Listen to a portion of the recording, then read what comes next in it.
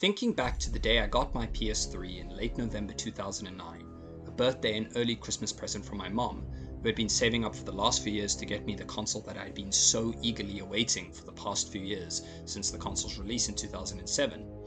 Foolishly, I had sold my PS2 and all of my games to buy a Wii a few years prior. What a ridiculous idea that was, and after my futile attempts to find some sort of satisfaction from the Wii's child-friendly library, I'd been craving something a lot more mature. Being 13 at the time, I thought that this meant grit, realism, and a lot of violence. And after seeing the launch trailer for Modern Warfare 2 earlier that month, it was love at first sight. And my PS3 actually came bundled with Modern Warfare 2 and FIFA 10. And I was clearly evoking the late 2000s, early 2010s Dorito dust covered preteens of the time. And honestly, I absolutely loved it. Now fast forward to 2022 and myself along with many other mid-20 somethings were interested in seeing how the new version of Modern Warfare 2 could live up to the infamy of its predecessor. But before diving in, let us take a look at the trophies in store for us today. I've honestly put in my fair share of hours into the multiplayer, and I lightly skimmed through the lackluster Spec Ops on offer, and did not touch the single player until the making of this video. And all in all, that left me with very few trophies popped. No trophies from the multiplayer suites, which is honestly rather common in Call of Duty games, something which I do find rather strange since they are such multiplayer-centric games. But nonetheless, I digress. And from the 3 Spec Ops on offer, there are 6 trophies available, and of which I had popped 4 just by playing through with one of my friends.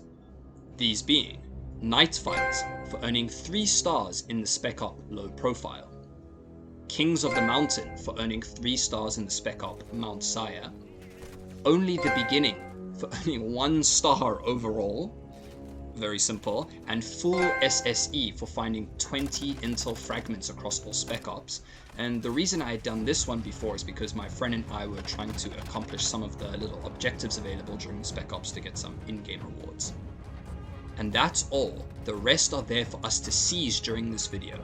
The remaining trophies are the 3 pertaining to the Spec Ops missions remaining, 2 difficulty related trophies for finishing the game, and 16 miscellaneous trophies tied to various campaign missions.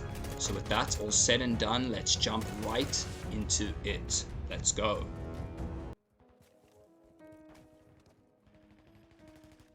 In Modern Warfare 2, the Spec Ops missions were definitely the highlight of my experience with that game.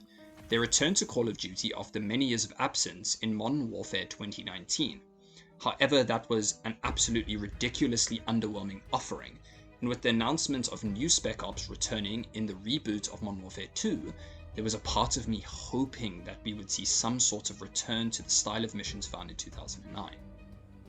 And look, Modern Warfare 2 2022 Spec Ops contribution is a rather mixed bag, taking some of what we found in 2009 and taking some new elements. On launch, only being 3 missions, with a future few missions being added as part of the various seasonal updates in the post-launch content.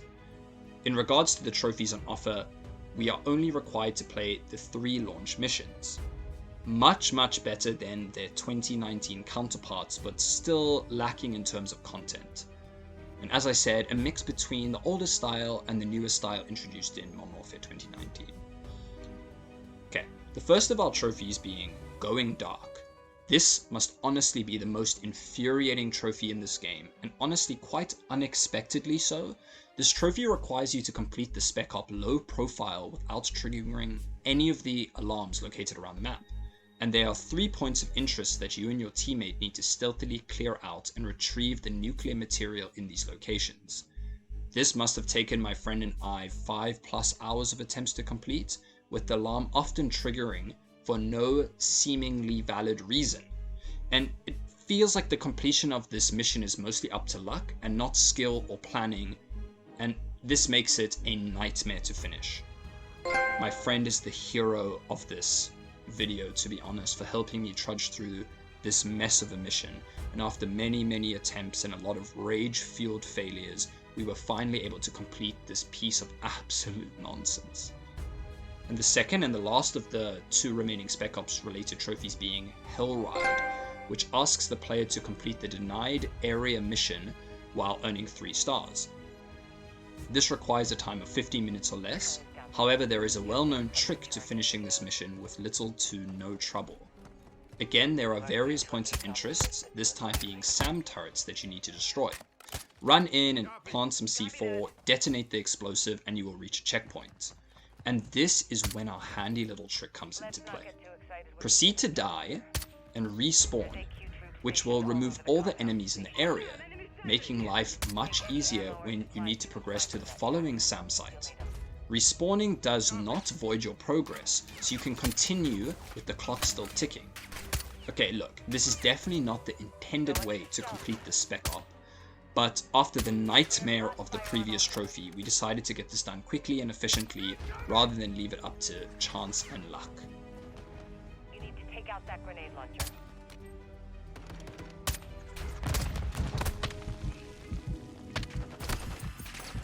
Let us start off by playing through the campaign, as there are 2 trophies required for finishing the campaign.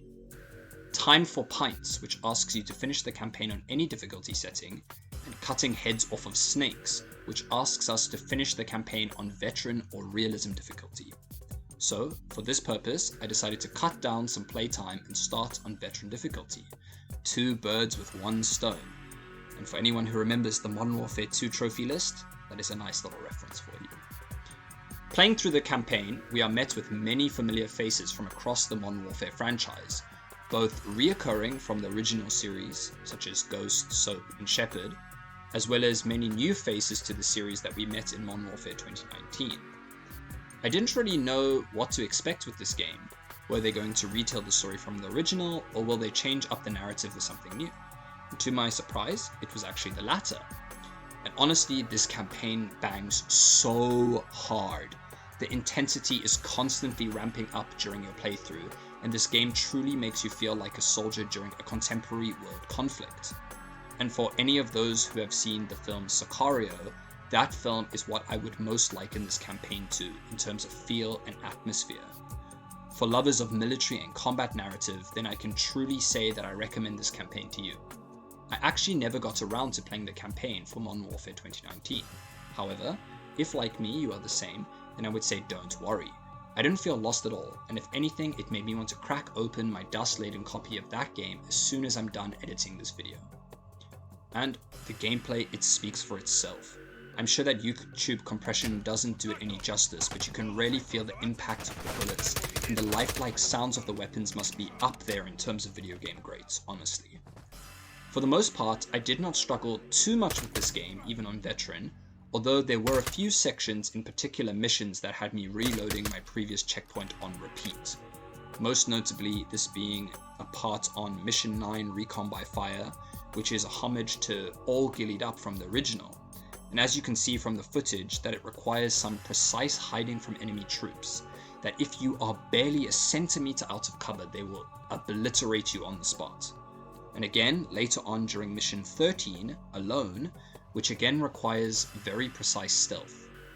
Later on during the mission, you will face many enemies and also heavily armored enemies, which gave me quite the tough time, resulting in a lot of raging and restarting. However, with a lot of perseverance, this was completed, resulting in both of the trophies popping. Congratulations! Moving on to the bulk of the trophies offered in Modern Warfare 2, the campaign-specific miscellaneous trophies. Generally, these types of trophies fill out most of the Call of Duty trophy lists. The first 2 being Nessie and the Crocodile.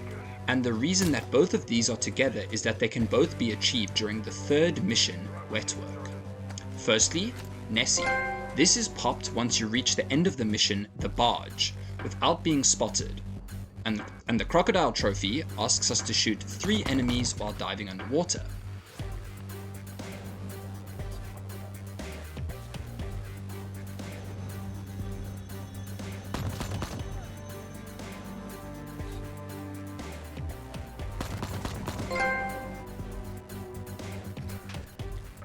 Next, we loaded up the mission Recon by Fire, and the aim here is to complete the mission without triggering any alarms. The description of this trophy is a little misleading, as there are only 2 key areas where it is possible to trigger an alarm. This stealthy sniping mission is quite easy, as you'll be accompanied by the famous Captain Price, and he'll guide you through these 2 sections of the mission swiftly and effectively.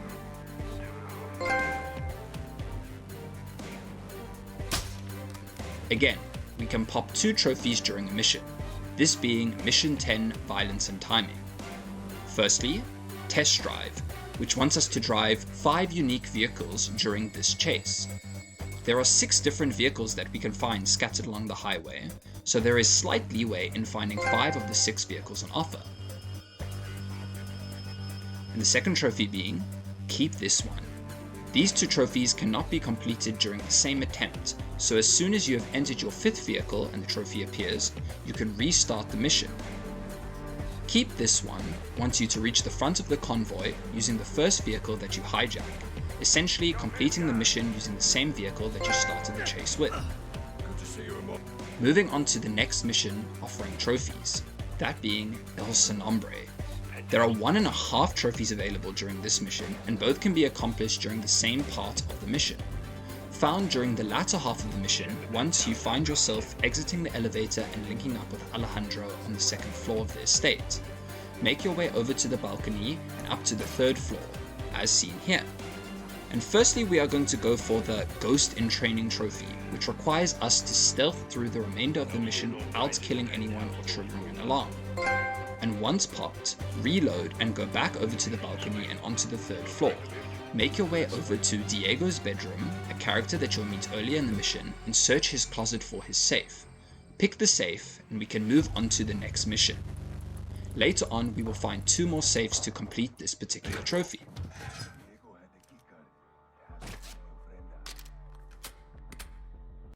One of my favorite missions is up next, Dark Water, which is a homage to the oil rig missions found in the original Modern Warfare 2's campaign and Spec Ops missions. 3 trophies are to be had here. The first trophy that was popped during this mission can actually be popped during any single player or Spec Ops mission. We are required to kill 2 enemies while you, the player, are stunned by a stun grenade. So I stun myself at this particular point in the mission, near the beginning, and killed these 2 enemies that can be seen here, who can be found together in a tight room, so it's nice and easy, and don't worry if you fail, just reload the checkpoint and try again. A crappy way to die. Kill an enemy while they are in a porta potty. A rather interesting trophy if I do say so myself. And lastly, don't touch the deck, which was an actually quite challenging but unexpectedly enjoyable trophy to go for. We have to make our way across the deck of the ship without touching the floor, jump from container to container while they rock back and forth. This takes some precision, but there is no time constraint, which is nice, so take it slow. Next up is another stealth mission, this being Alone. The aim here is to complete the mission without firing a gun. So yes, you can kill people, but only using a knife and using the various items that you can craft during the course of this mission. And all is done to achieve the trophy Gunless. And on our way through this mission, we will also crack open the last 2 safes that are for the trophy Gentleman Thief, and this we started earlier on during the mission El Sin Nombre.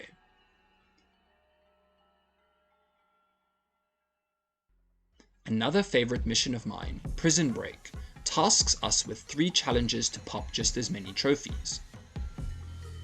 Early on, once you have broken into the prison, there will be a CCTV section in which you have to guide Ghost through this part of the section. Do this in under 4 minutes and you'll pop the trophy No Time to Lose. Quick tip, pausing the game actually stops the clock, so you can take your time or use a guide to help you figure out this puzzle. The trophy Backpack Guy requires kills on enemies who are stunned or gassed. The catch being that these kills have to be with a Molotov, a Semtex, and a frag grenade. Once you have completed one of each of these, then this trophy is yours. However, I found this to be quite tough to gauge, so I killed many enemies using this specific method until I unlocked the trophy.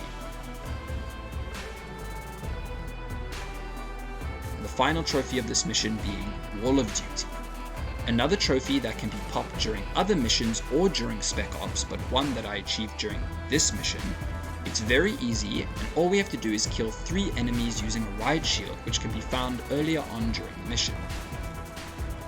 Down to our last 2 trophies and our final 2 missions, the penultimate mission being Ghost Team. And once we've made our way to the final section of this mission, you'll find yourself in a boss fight against a tank. In this boss arena there are various targets primed for shooting, 33 in total. You have to dodge tank shells and shoot all of these targets. I picked up a thermal M4 earlier on in the mission, which made things a lot easier, trust me. Keeping track of all the targets was definitely the most challenging part of this trophy. However, with a bit of patience and a bit of practice, the trophy, practice makes perfect, is completed. And lastly but not least, must be the wind. This can be popped during the final mission, Countdown. While rappelling down the building at the start of the mission, you need to clear 3 floors worth of enemies. This needs to be done without any of the enemies firing their guns. So, you have to be swift, accurate, and keep yourself concealed around the edges of the windows. And look, just like that, all the miscellaneous trophies are done. So is this shiny MW2 Platinum. An entertaining and quick platinum to add to the books. And if you enjoyed that, then don't forget to like, subscribe, and comment down below the next game that you would like to see me platinum. So see you in the next, and peace!